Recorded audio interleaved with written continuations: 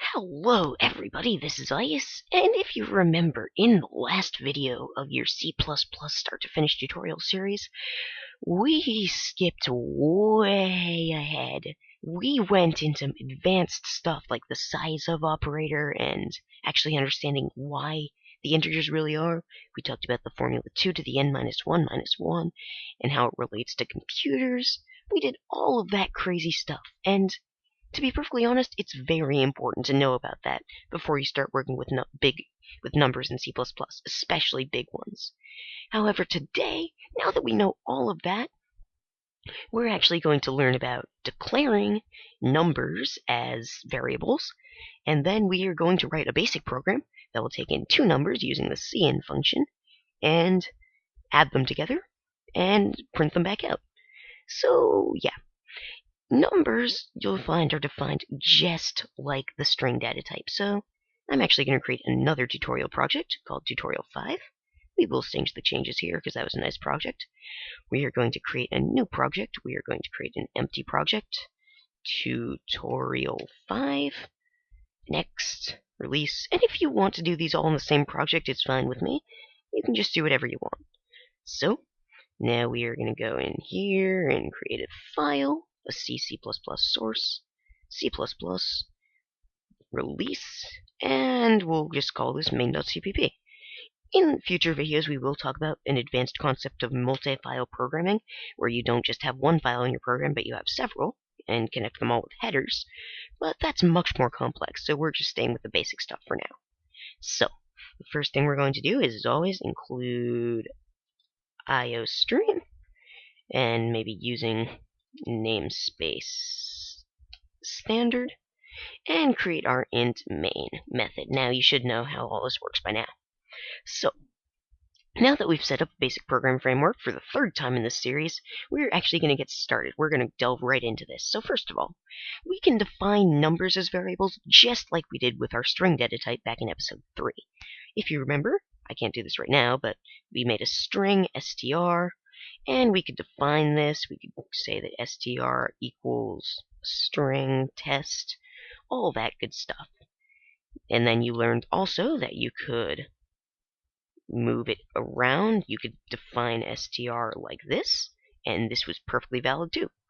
It's the same thing with all the number data types. Now, usually when you're working with numbers, you might think it's best to work with a double since they're biggest, as we learned in the last video, but it turns out that typically you're going to work with ints. So let's just create an int called x.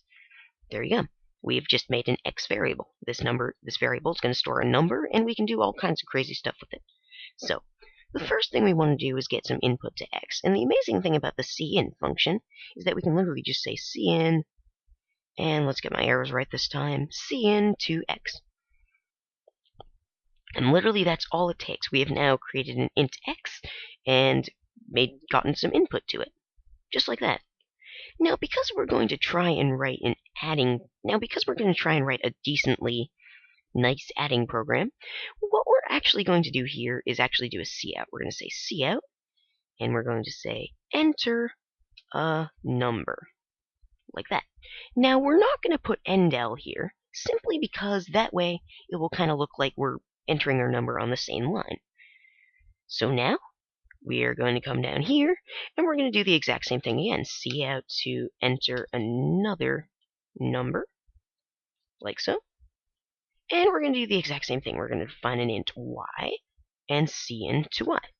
Now, this is all very, very simple stuff. It should make a whole lot of sense if you've been following the series, and if it doesn't, feel free to leave a comment because I would love to help, and hopefully you can get this eventually.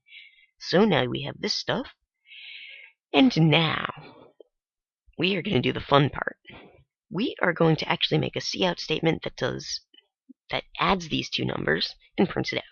So it's just going to be another cout, and we're going to start with the sum of your numbers is, and then we're going to see just how easy it really is to add numbers in C++.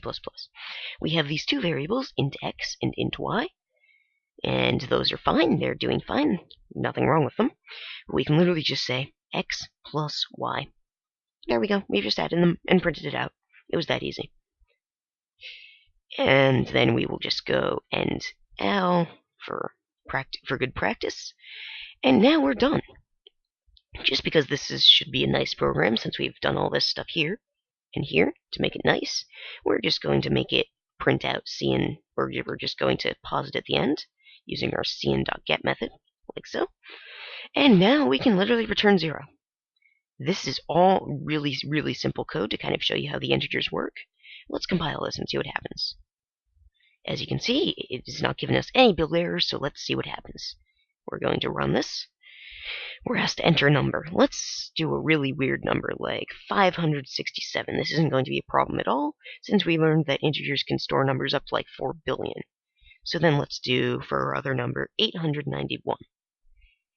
And just like that, we have gotten that the sum of 567 plus 891 is 1,458. And we didn't have to add that. We didn't have to do anything like that.